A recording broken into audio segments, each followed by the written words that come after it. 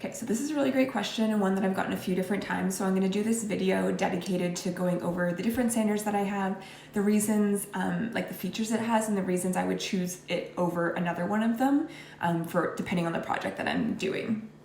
So a first disclaimer that I will give is that these are the only sanders that I've ever had, other than the first one I ever had, which I kind of like demolished. Maybe I'll do a separate video about that because there's lessons to be learned about what not to do. But other than that, these are the only ones I've had, so I can't really cross-compare across brands.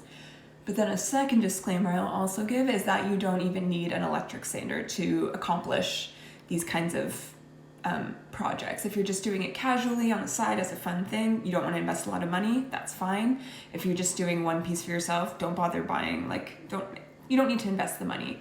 They're not super expensive. One of them is. But you don't necessarily need it. Just get a sandpaper, blood, sweat, and tears. It'll get the job done. Just take a little bit longer.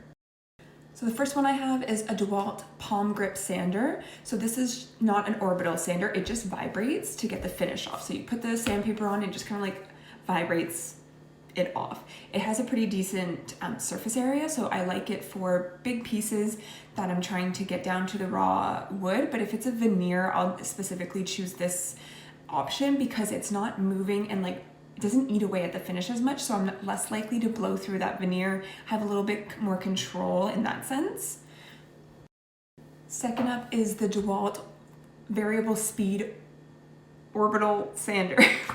Could not get that out. I really like this because number one, it uses the same battery as the first one that I have. It's interchangeable and interchangeable charging units, so that's really handy.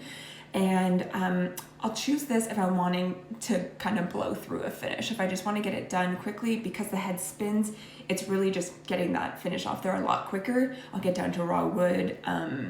It truly is, of the three, probably the quickest. And I find the way that my hand sits on it as well, and the fact that it's not vibrating like the other options, it's just a little bit more comfortable, and I don't really notice my hand hurting after a long time. The third option is my Surf Prep 3x4 inch electric ray sander, I think it's called. It is expensive, it was a gift. I do love it though. Because I do this, I sand almost every day. It's really helpful for the things that the other two can't do. For example, it comes with foam pads, so I can just really quickly scuff sand pieces that have a lot of intricate details without sanding those off. I can get into the small corners, and it's really good at getting rid of different finishes that I can't always get with the other ones. Follow for more.